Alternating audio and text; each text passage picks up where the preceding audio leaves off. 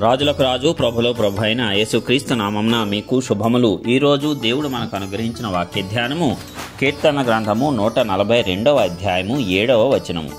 నేను నీ నామమునకు కృతజ్ఞతాస్తుతులు చెల్లించున్నట్లు చెరసాలలో నుండి నా ప్రాణమును తప్పింపుము. అప్పుడు నీవు నాకు మహోపకారము చేసి ఉండుట చూచి నీతిమంతులు నన్ను బట్టి అతిశయపడుదురు.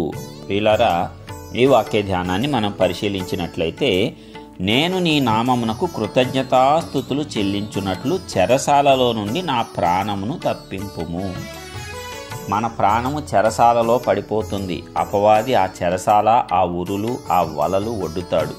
వాడి యొక్క బంధకాల నుంచి మనలను తప్పించగలిగి, మనలను విడిపించి, మనలను నయము చేసి, బాగు చేసి, తిరిగి ఆరోగ్యంతో నిలవబెట్టగలిగేటువంటి వాడు, అన్ని రకాలుగా మనలను ఆదరించేటువంటి వాడు మన ప్రభువు.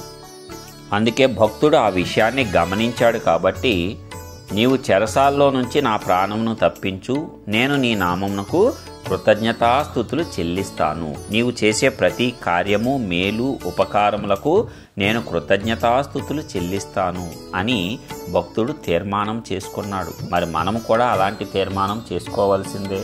ప్రతిరోజు దేవుడు మనకు ఇస్తున్న ఆయుష్కాలమును బట్టి, పొడిగిస్తున్న దీర్ఘాయువును బట్టి, ఆరోగ్యమును బట్టి, ప్రతిరోజు జీవిత అవసరతలను తీరుస్తున్న విధానమంతటిని బట్టి మనమందరము కూడా దేవునికి కృతజ్ఞతాస్తుతులు చెల్లింపబద్ధులమై ఉన్నాము. మన ప్రయాణాలలో, మన రాకపోకల్లో, మనము చేసే ప్రతి కార్యములలో ఆయన తోడునేడగా ఉన్నాడు. ముఖ్యంగా చెరసాలలో నుంచి మన ప్రాణమును ఆయన తప్పిస్తున్నాడు. అపవాది ఎల్లప్పుడూ కూడా బంధించాలని చూస్తాడు. యేసయ్య విడిపించేటువంటి వాడు. కాబట్టి అలాంటి గొప్పవాడిని మనము కలిగి ఉన్నాము, ధరించుకొని ఉన్నాము. కాబట్టి మనము దేనిలోనూ ఇరుక్కోకూడదు, దేనిలోనూ బంధింపబడకూడదు. ఏ కాడి మన మీద భారముగా ఉండకూడదు. అందుకే ఏ కాడి మన మీద ఉండకుండా మనము క్రీస్తు అనేటువంటి సిలువ కాడిని, తేలికైన కాడిని మనంతట మనమే పెట్టుకుంటే మిగిలిన కాడులు ఉండటానికి అవకాశం ఉండదు. నీవు క్రీస్తు అనేటువంటి సిలువ కాడిని నీవు ధరించుకోకపోతే, సులువైన కాడిని నీవు పెట్టుకోకపోతే, నీ మీద అనేకమైన భారమైన కాడులు అపవాది చేత మోపబడతాయి. వాటిని విరగ్గొట్టుకోవటానికి మరలా కష్టపడాల్సి వస్తుంది. దానికి ముందుగానే నీవు సిలువ అనేటువంటి కాడిని ఎత్తుకొని దేవుని ముందు నీవు సమయాన్ని గడిపినట్లయితే మిగిలిన కాడులు, మిగిలిన చెరలన్నిటి నుండి నీవు తప్పింపబడతావు. అందుకే ప్రతిరోజు అనుదిన ఆత్మీయ ఆహారము నీకు అత్యవసరమై ఉన్నది. అందుకే చెరసాలలో నుంచి నీ ప్రాణమును తప్పించువాడు ఆయనే. ఎంత సంకట పరిస్థితిలోనికి వెళ్ళిపోయినా నిన్ను కాపాడువాడు ఆయనే. మరణకరమైన స్థితి నీకు వచ్చినా, కలిగిన దాని నుంచి విడిపించి నిన్ను రక్షించి, తిరిగి జీవమునిచ్చి, నీకు దీర్ఘాయువునిచ్చి, ఆరోగ్యంతో నిన్ను తృప్తిపరిచి, నీ ఎముకలను బలపరిచి, నిన్ను సజీవంగా నిలవబెట్టేటువంటి రక్షకుడు మన పక్షమున ఉన్నాడు. కాబట్టి ధైర్యం తెచ్చుకుందాం.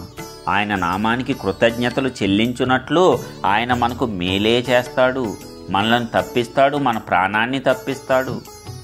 ఎప్పుడైతే భయంకరమైన స్థితిలో నుంచి మన దేవుడు మనలను రక్షించాడో, అప్పుడు దేవుడు మనకు చేసిన మహా ఉపకారమును బట్టి నీతిమంతులందరూ కూడా సంతోషిస్తారు, దేవుని యందు అతిశయిస్తారు.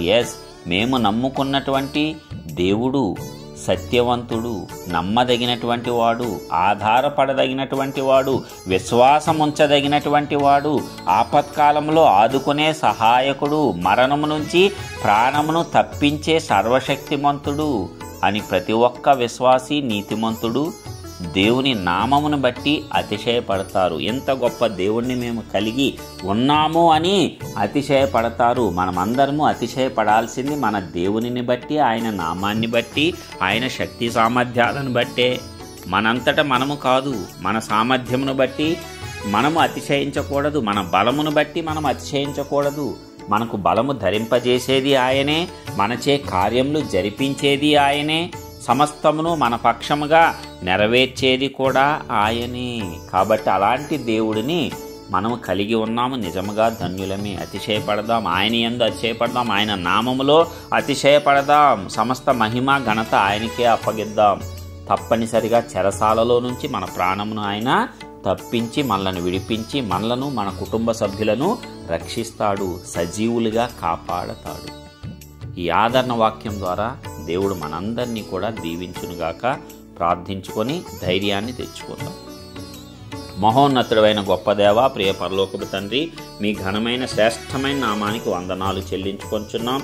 ఇప్పటివరకు మీ రెక్కల నీడన భద్రపరిచినందుకు వందనాలయ్యా. సహాయం దయచేయండి. అన్ని విషయాలలో అన్ని రంగాలలో మీ ఆదరణ మాకు అనుగ్రహించి కాపాడండి.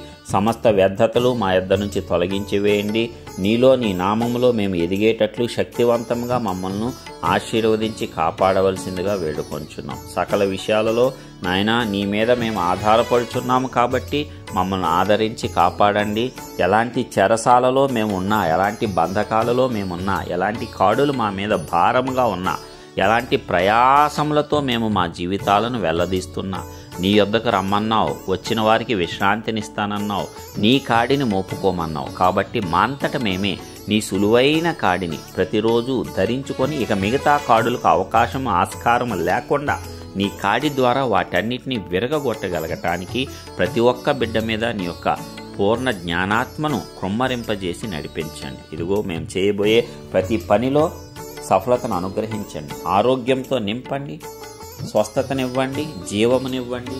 నీ నామాన్ని ఘనపరచండి. నీవు మాకు చేసిన ఉపకారములను బట్టి ప్రతి ఒక్కరూ నీ నామాన్ని మహిమపరిచేలాగా, ఘనపరిచేలాగా, దాని ద్వారా నీ నామమందు మేమందరము అతిశయపడే భాగ్యాన్ని వాక్యంలో వింటున్న ప్రతి ఒక్క బిడ్డకు అనుగ్రహించి కాపాడి నీ నామాన్ని ఘనపరచుకోవాల్సిందిగా యేసయ్య పరిశుద్ధ నామమున ప్రార్థించి విశ్వాసంతో పొందుచున్నాం పరలోకపు తండ్రి. ఆమేన్.